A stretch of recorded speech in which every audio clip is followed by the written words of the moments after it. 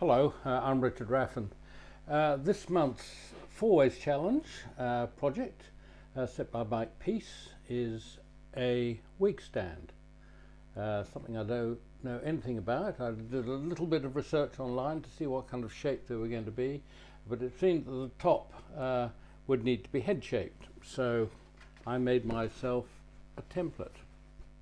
And I did that by getting one of these curvy things and draping it over my head and then transferring it to the cardboard. I'd like to have made this out of one solid piece, but I couldn't find anything large enough or dry enough with evenly balanced grain, which is what I wanted after last month's chess piece.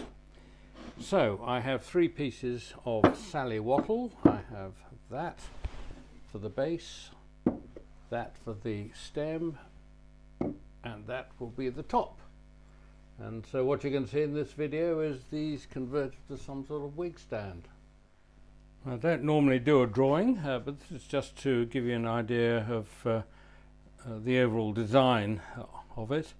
So I have the central pillar with a tenon at either end, which fits into the base down here. I want a general kind of upward flow. I'm not going to smother it with beads or anything, but there will be a bead at the join just to disguise any movement which might take place in the wood later, because this is a center work piece, so the wood grain is running in that direction. Here it's running across, so there are likely to be movement problems at some stage. Down on the base, this is meant for a barrister's wig, and barristers seem to have bits of legal impediment or cufflinks or something like that, for which it's quite handy to have some kind of tray. So I'm going to have a dish round the bottom. At the top, I don't want that too heavy, so I'm going to undercut it a little bit there, and there will be beads up in that area again, just to disguise any movement which takes place in the joint later on. And overall, I want the base to be slightly wider than the top, and that was one of the problems I had trying to find dry wood from which I could make this. In Canberra there is no wood yard to which I can go to get this sort of material, so I had to scuttle around with what I've got. So starting off between centres, I've punched a centre hole there.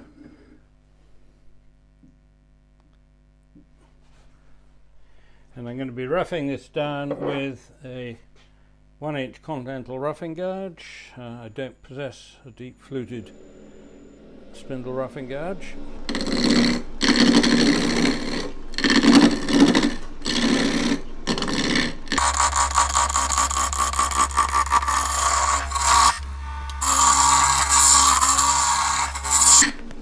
Nice to have had a rest just a little bit longer, so I didn't need to move one.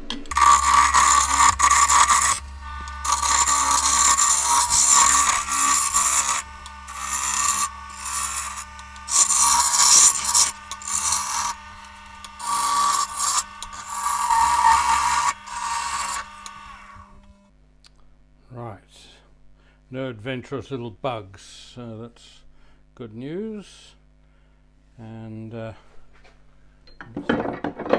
quick cut up with a skew chisel. Oh, still flat there.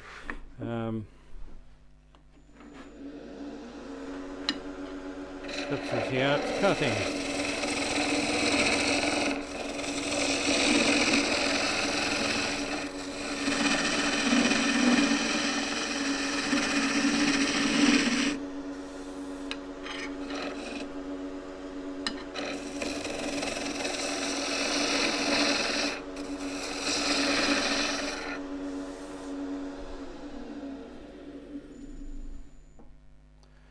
Good, so there shouldn't be too many problems there.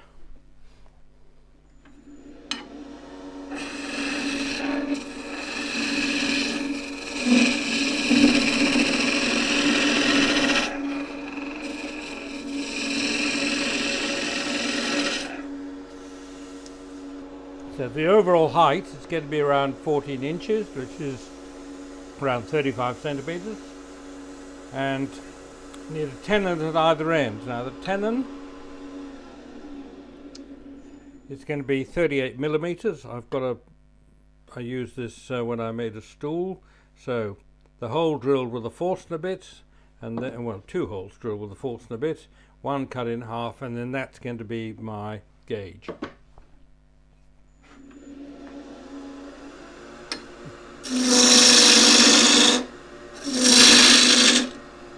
Looks a bit enthusiastic.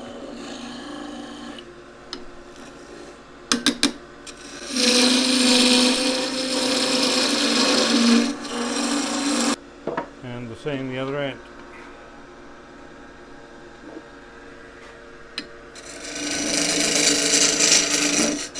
And sealing cut.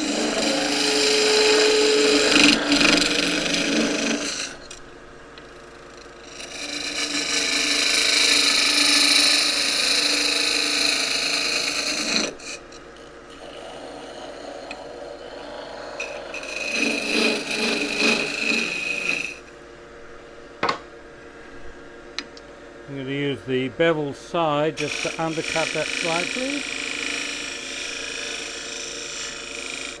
And there will be a chamfer on it, so I'll start that now. Same up here.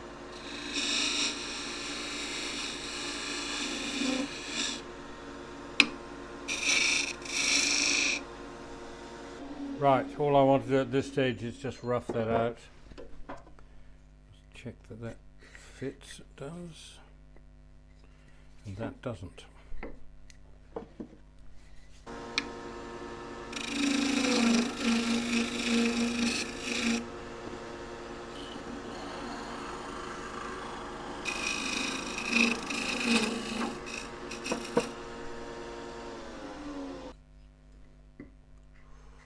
Tight.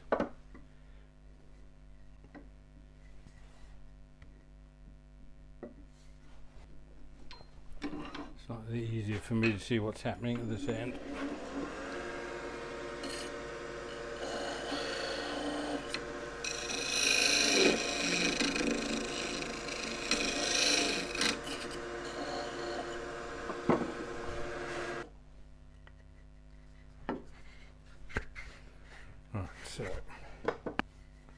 So that's that done, and I'll refine this shape once I see how it looks with the top and the bottom on.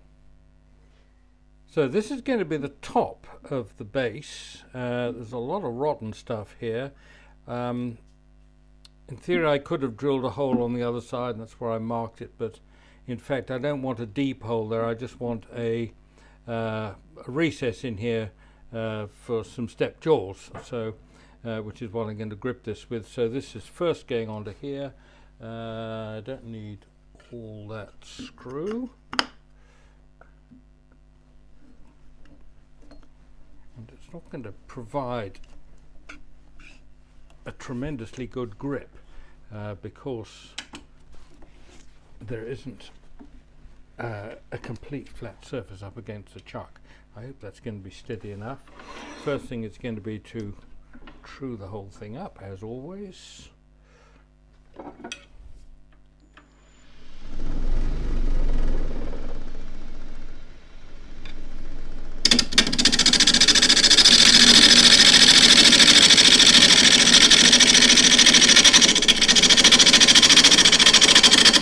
Half-inch spindle gouges.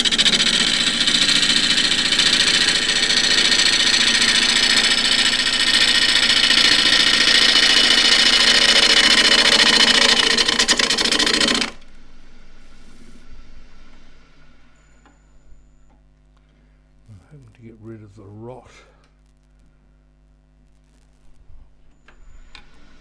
I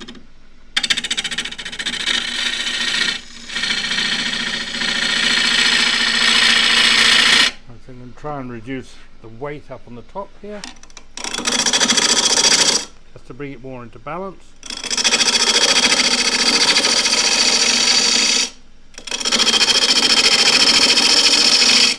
That's easing the right wing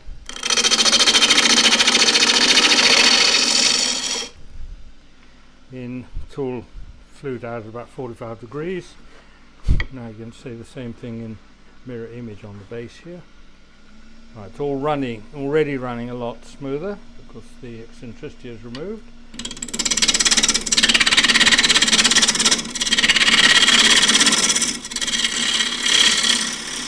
I didn't appreciate quite how much I was going to lose off here, so I've probably lost an eighth of an inch, maybe a bit more.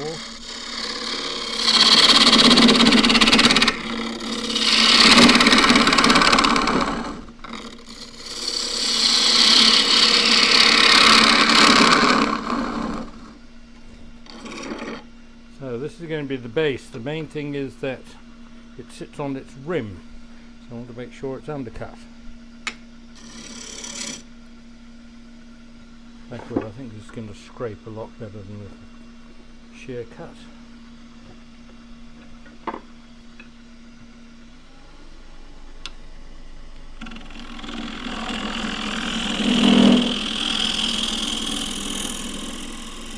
A little bit of vibration there is because this is not absolutely secure on the chuck, because there's not very good support this side.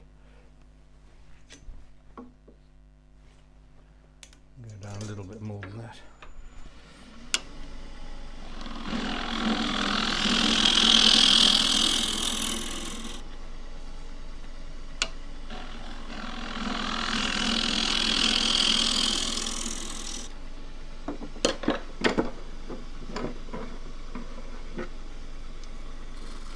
My chuck.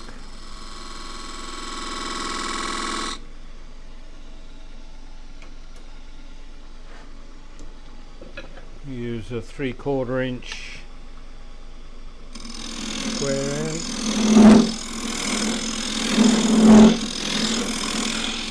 It's not completely square, slight radius, so I can't get both corners into the wood at once.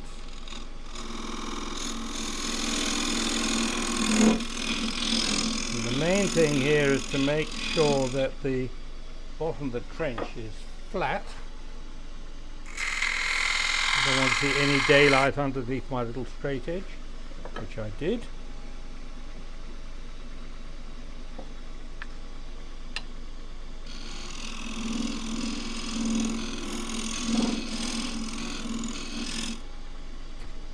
And then I can use that to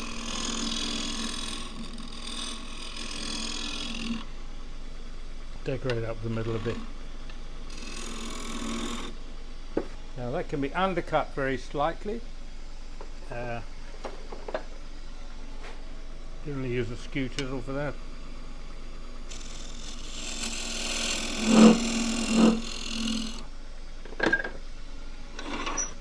So that gets sanded.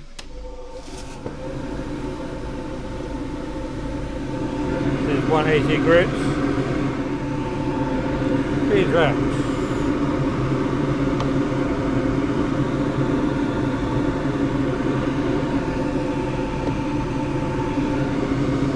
These are actually soft.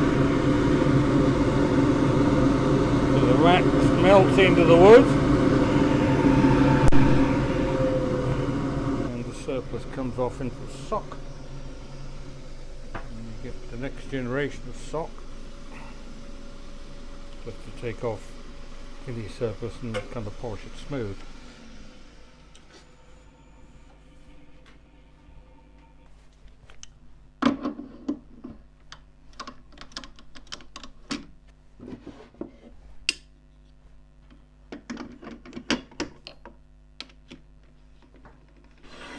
So the main aim now is to get rid of everything I don't want, which is all this nasty rot, which almost comes down to here. You can hear it.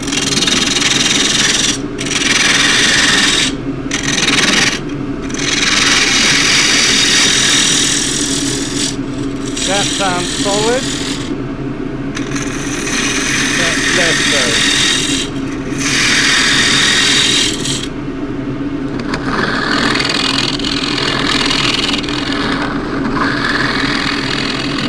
I can see a kind of white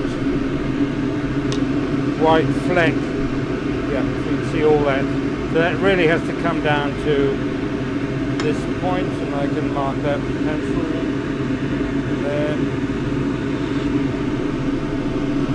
So use the wing.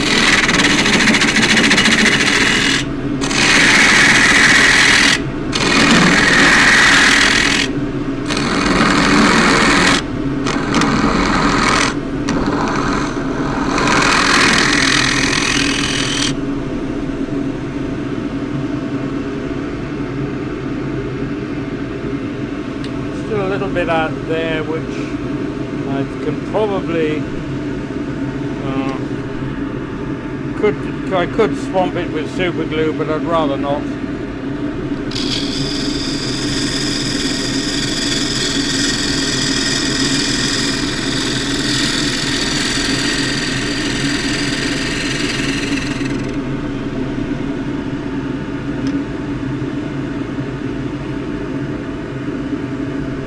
Cut pretty cleanly, and I'll put some super glue on that a little bit. Now, this I can now drill. I could turn it out, but I've turned the tenons to fit a drill, so I might as well use the drill. That's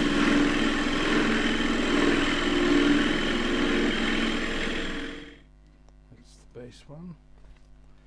And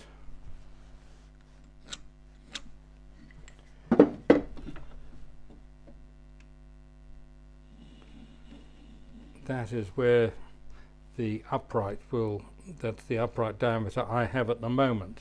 So I can now begin to play with this shape. Still the 1/2 inch spindle gouge.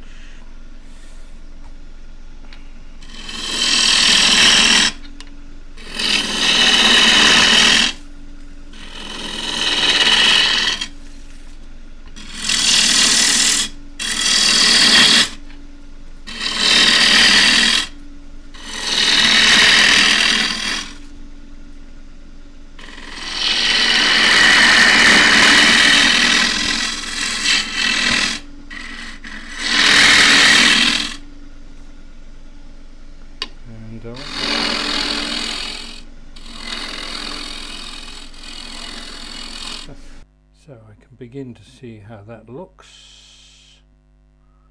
I'm not used to doing these kinds of things. Don't know the shapes.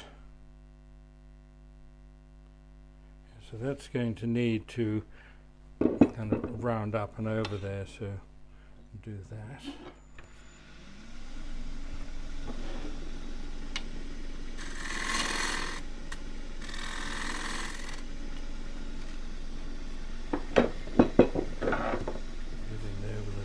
Bowl gouge.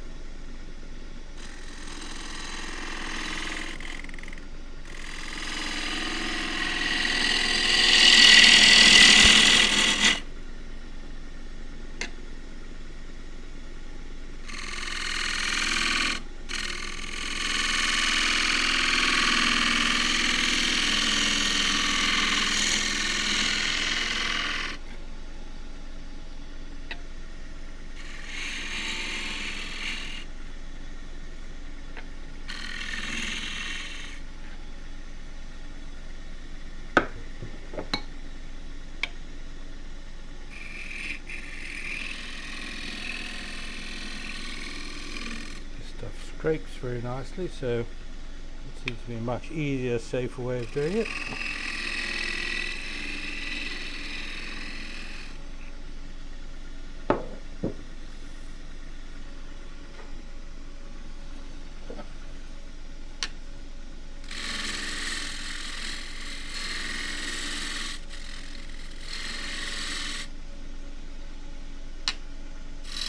Just using the wing of the tool to shear scrape that rim.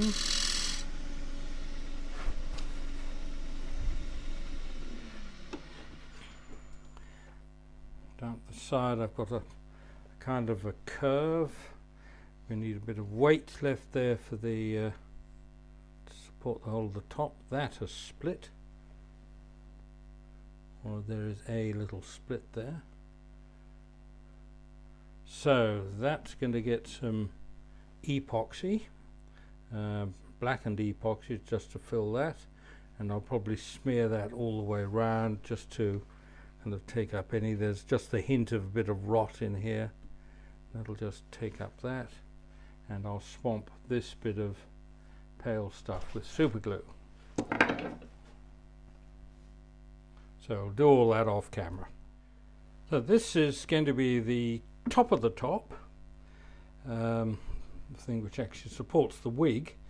I've still got that rot to get rid of, but this time I am going to have a deep hole up the middle, so I'm quite happy to put the blank on the screw from what will be the bottom. So I'm going to, I don't need that much screw either. Just have a slightly thicker blank, a thicker pad.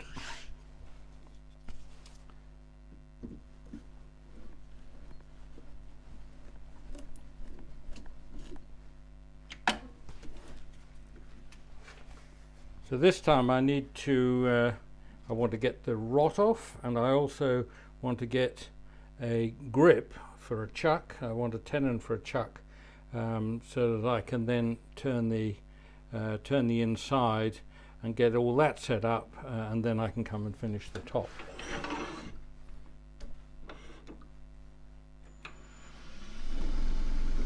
First thing is actually get it round so it doesn't rattle so much.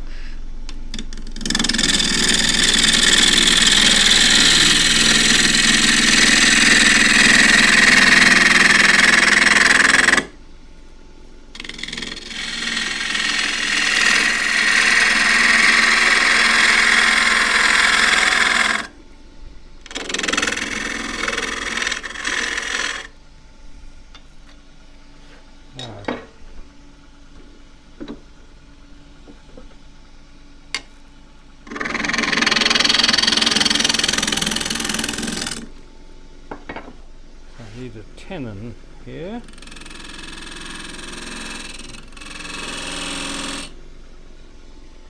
Might be slightly larger than I need, but that'll be all right.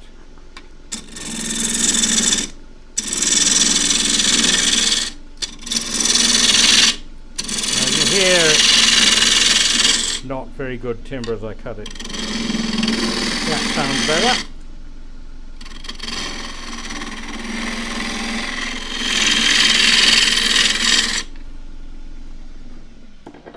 So the main thing here is to have a nice corner in there so the jaws can jig themselves up on this trued surface. This foot could have been a fraction smaller, but just means the corners will dig into the corners of the jaws, will dig into the wood. Pretty good grip.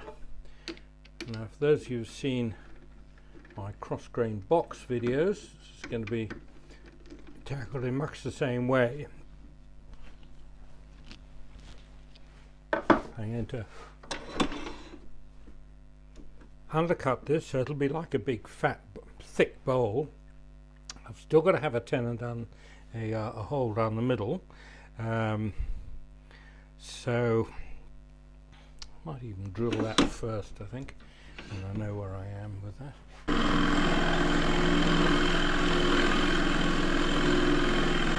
I don't know how much I'm going to have to remove for the rot on top, but that'll just, I can re-drill that, make it deeper later if I want to.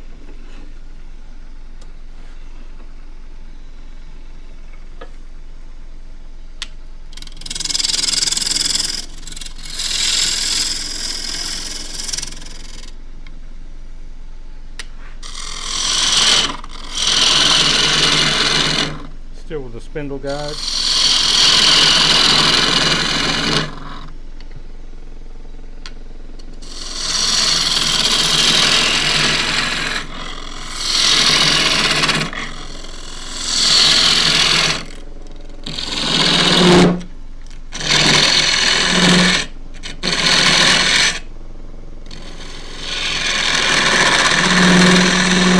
I want a reasonable amount around the hole so that I've got plenty of glue surface for the for the spindle, for the spindly part in the centre.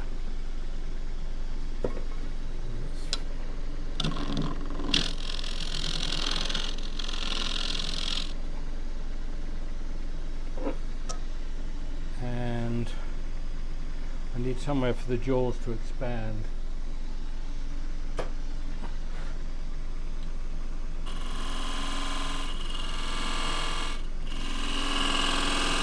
Somewhere in about there will do.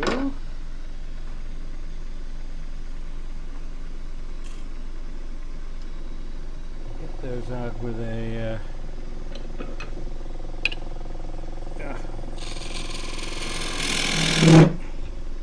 won't quite fit, I need a smaller one. So this is a 1/2 inch square end scraper.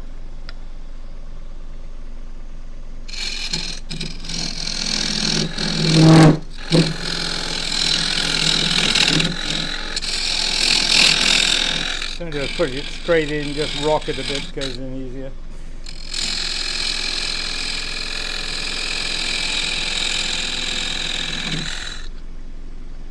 So that will be where the chuck jaws go in. I can just undercut that very slightly at the bottom.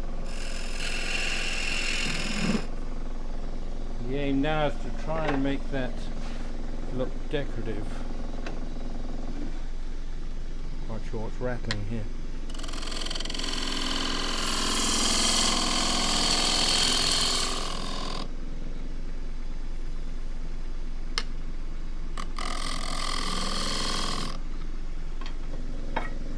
Be a bit of messing around here. I'm not going to. I'll come back to finish this in a bit, but just need to see how much I'm going to have to play with up here.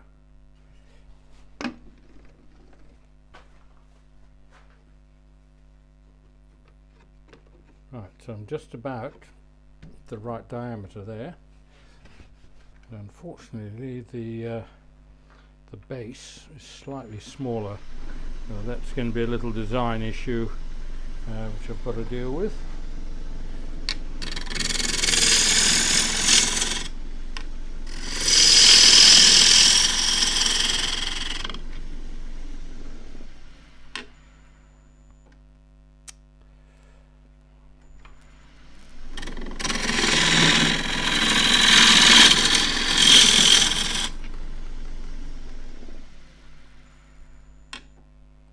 Trying to get rid of the rot. No.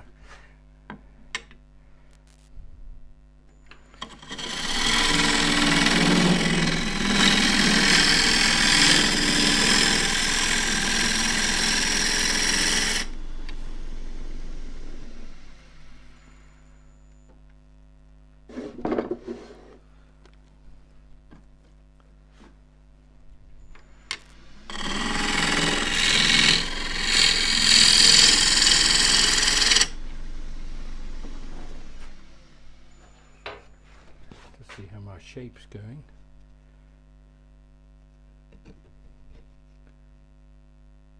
And I'll be able to come down a bit, so not looking too bad. Can reduce some of that. I don't need all that at the moment. I need some of it, but not all of it.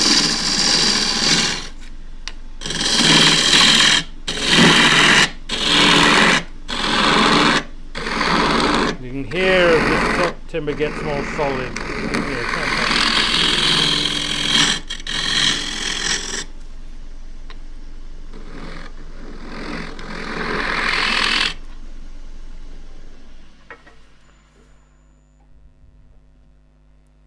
Yeah, I think we'll be able to live with that.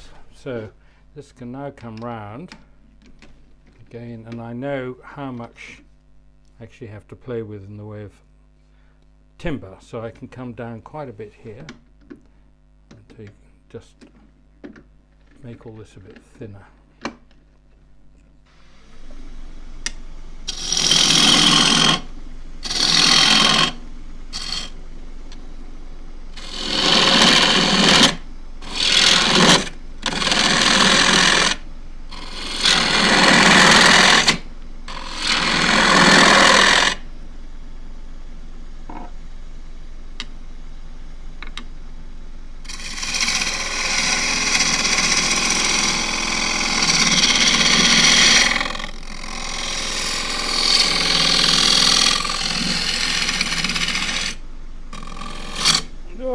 dear. A genuine catch, folks. Let's see what the damage was. Yeah.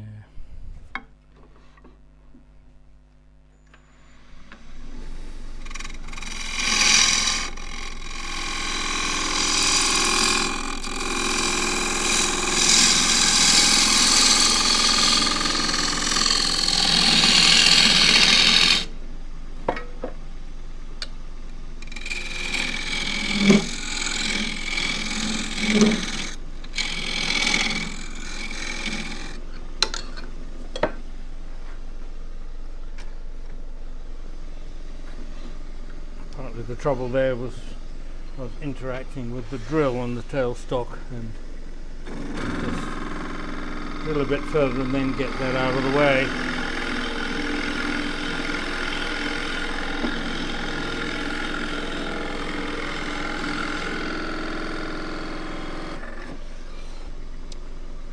So it's nice to round this out a little bit so it looks a bit better.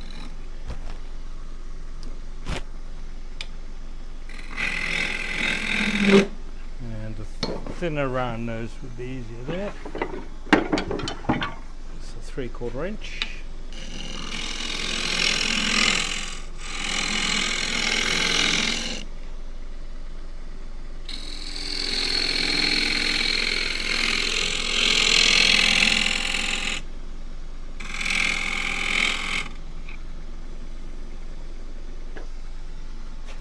So that was the skew chisel again, just get in under that, which is where I'll actually grip, and then use the bevel side just to round that little bit over, and then maybe put in another couple of grooves just to confuse people.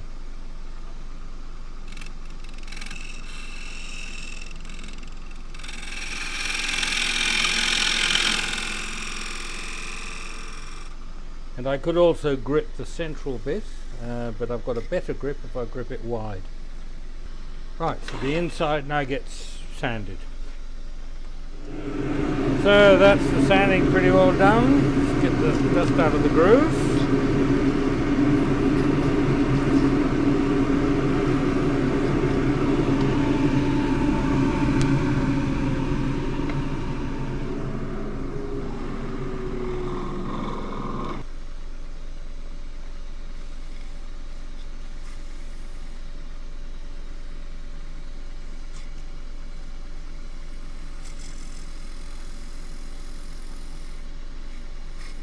Right down inside there, that couldn't get the cloth down there. That seems to do quite a good job.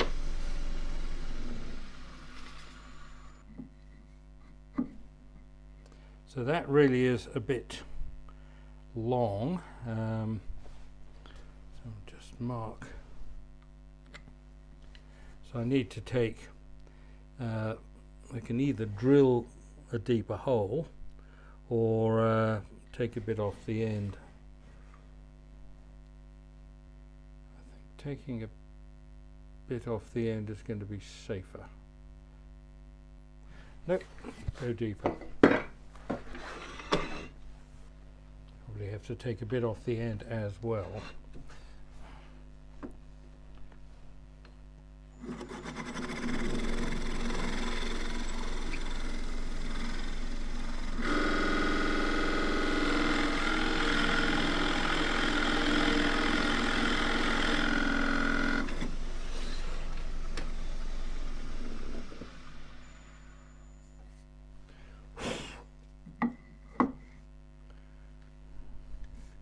That fits, and not only that, it's almost the right size.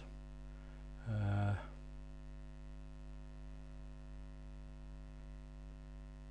I think I can probably cut. Again, I need to cut about 1/8 inch off the end, and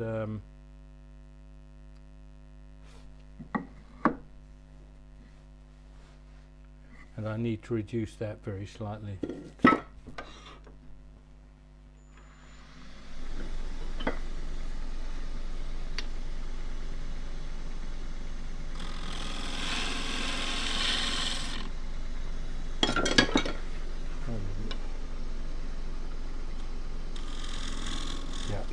better. A little shear straight.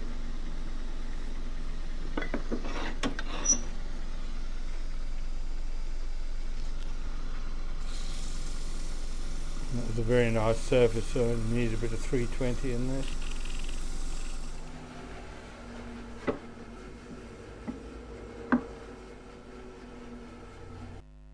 So that's the inside done. That now gets reversed onto there and I can complete the outside. So it's a question now of getting it head shaped.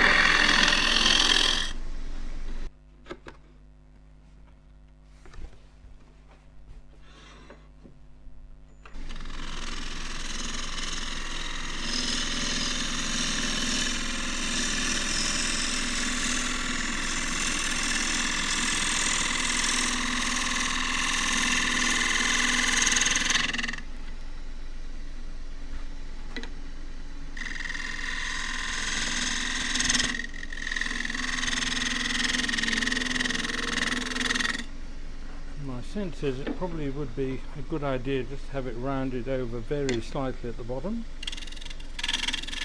so it's less likely to catch as the wig is coming off the stand.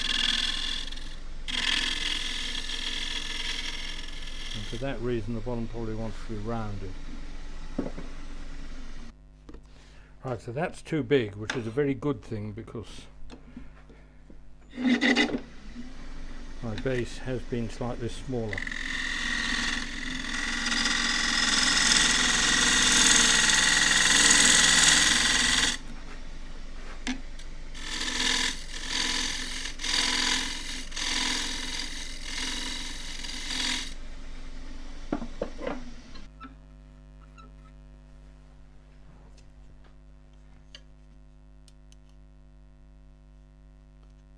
So I'm bigger than I am bigger than most of them. I was aiming for 160mm, which is what I've got. I think it'd actually be slightly smaller. This looks very much like the commercial ones at the moment, so I think I'm going to stick with that. And then if it needs to be changed at a later date, I can get it back on the lathe and deal with it. So I'll have a trial fit while the epoxy is drying. Up on the lid, on the top, I filled the softer bits initially with super glue, and that didn't really seem to do the job well enough. Little trenches opened up when I started sanding, and so I filled those with epoxy. I smothered the whole thing in super glue just to hopefully pick up any other softer patches. It's not a fantastic bit of wood, and if I'd found enough wood to make one of these elsewhere, I would have used it. So I'm making do with what I've got here. Now this has ended up 385 to 390 millimeters high, which is just under 16 inches. I really wanted it nearer 35, so I need to take off 4 centimeters, and that'll come off the top of the spindle here. The only other thing which I'm looking at, which worries me a little bit or concerns me, is this little shoulder. I think I'll probably take that in a little bit more, so I've got more kind of flow up into what will be a much thinner spindle here. So here we are back between centers to shorten the spindle. So that shoulder needs to come down 40, and then I wanted the length of that was 25, so slightly less than that, so that's where I need to be.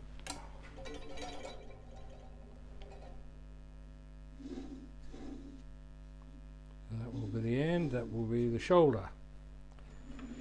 So peeling cut just to get down to the right length.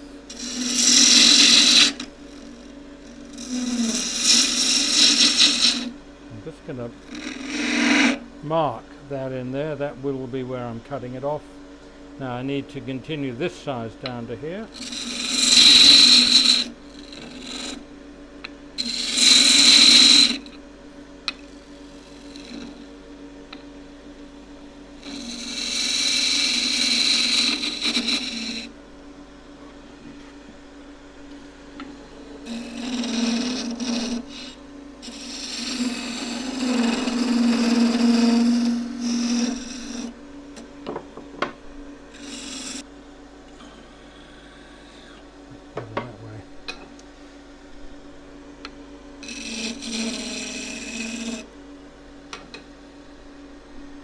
This now gets parted off.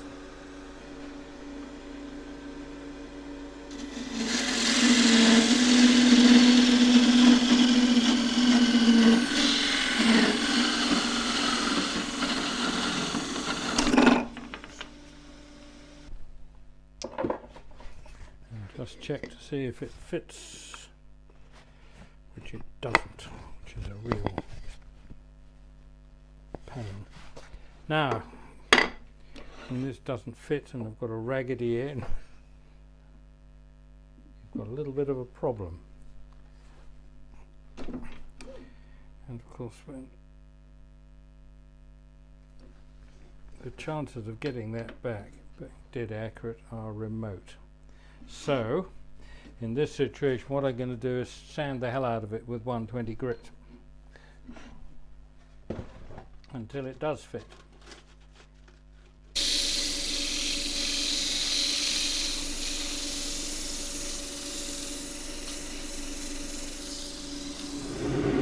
At last, thank goodness.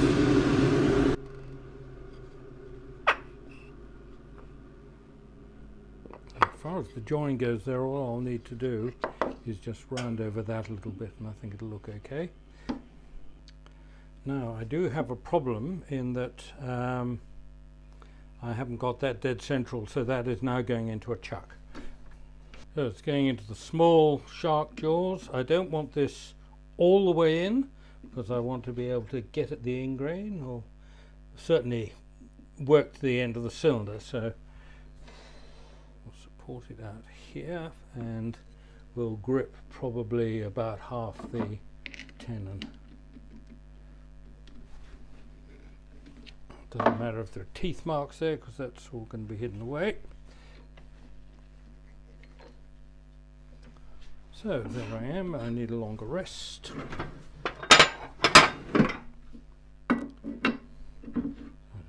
Move it, which would be nice. Right, so I really want to keep either end the same diameter and take a waist, put a waist in the middle. I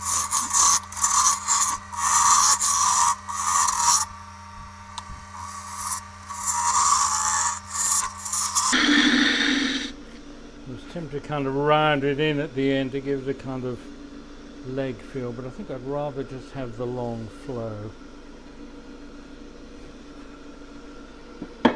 Right, come down the skew. I'm going to cut these long curves, the long point down.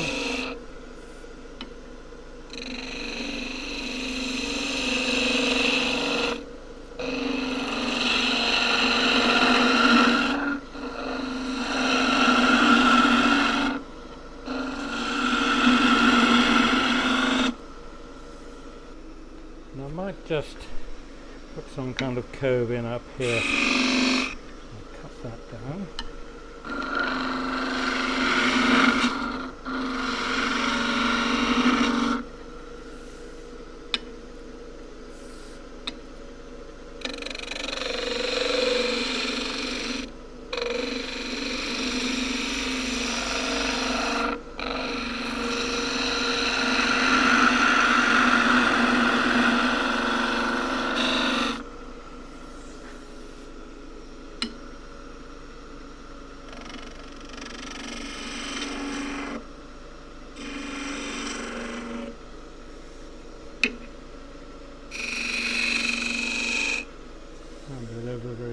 lightly, just true up that face with the bevel side.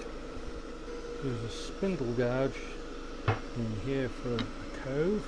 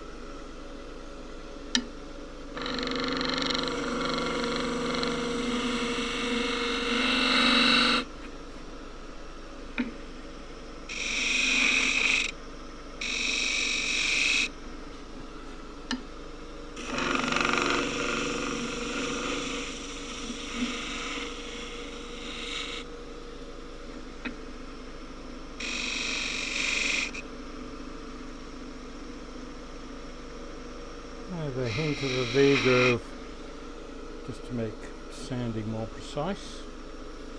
Up here.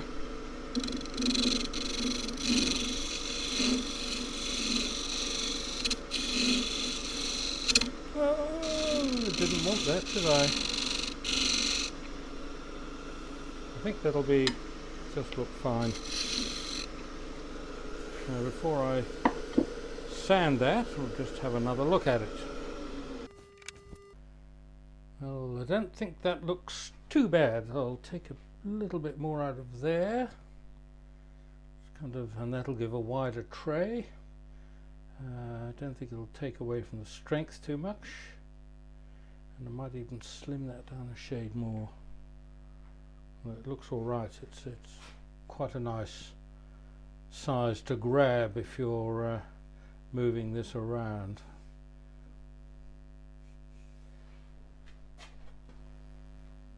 So here we are with the top back on the step jaws, and the epoxy is standing a bit proud. It's pretty well gone off. It's not completely hard. It's been there for about 2 hours.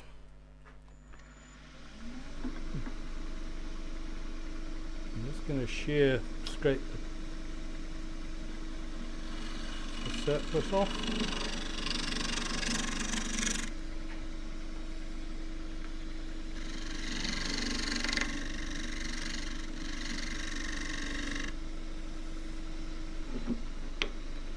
Few little bits which got further round. There ain't no pressure against the wood. Just gently stroking it with the edge. Right, dust extraction. Going on this with 180.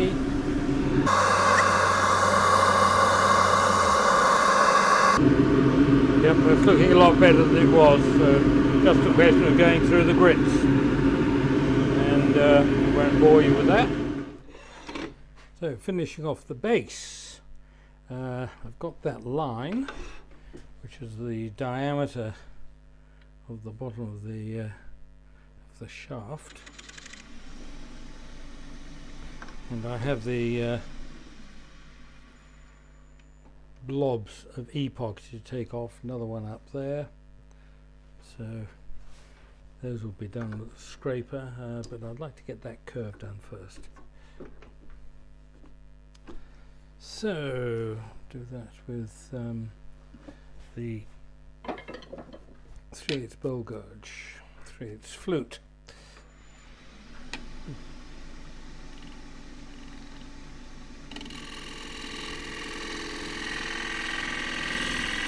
Now, I'm not going in too straight. So I want to leave a fair amount of strength in there for the glue supporting the pillar.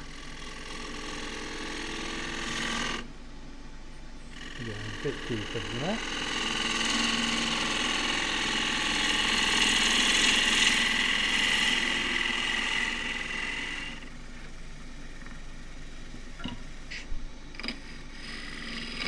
You can hear the epoxy hitting that.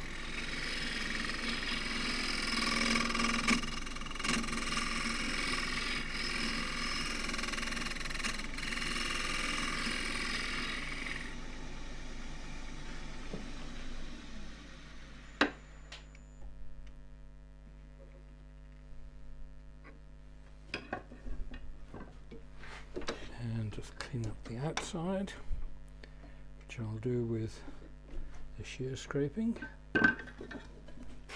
Tool tilted up on edge, just squeeze it along the rest.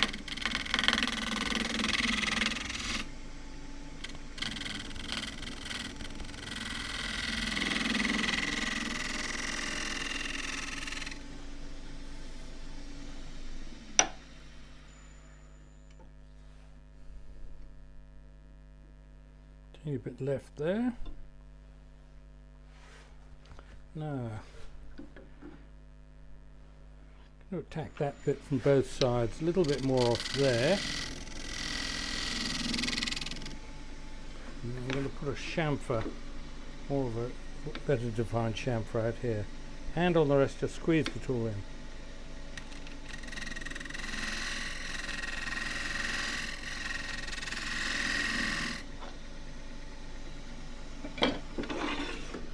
And sand that.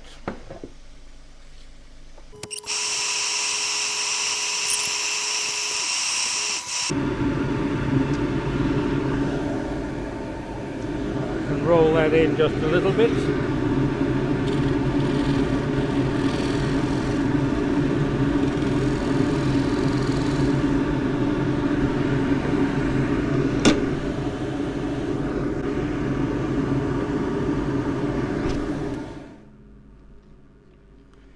Before you glue it all together, you need to make sure that these surfaces are either flat or slightly undercut, and this is very slightly chamfered in.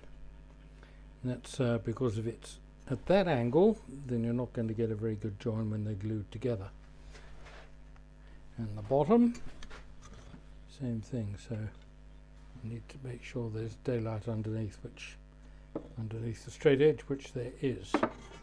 So the first glue up is between centers. That just seemed to be the best way of getting pressure into the and making sure that the two edges lined up here nice and tight. So that sits in there. It's 10-minute epoxy, so it'll sit in there for 20 minutes or so. It should be fine, and then I'll pop the top on. So this was glued up and pressure between centers just to make sure these two shoulders met up here, and now the lid, so to speak, is going on. This tenon is not going to bottom out, so I'm relying entirely on this surface to make contact. So this goes on.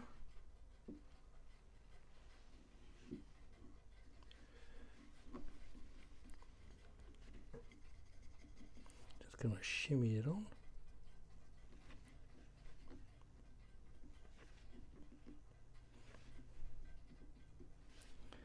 Now to keep the pressure up there, I've got non-slip cloth to protect that. This is an old chuck I think I used to make the sphere.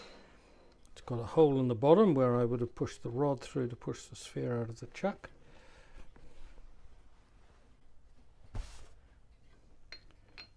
And wind that all up tight. It looks very, very slightly off centre, but I don't think it'll be enough that anybody will notice. So that just sits there to harden off. And that's it. I will leave it there overnight, just to be sure.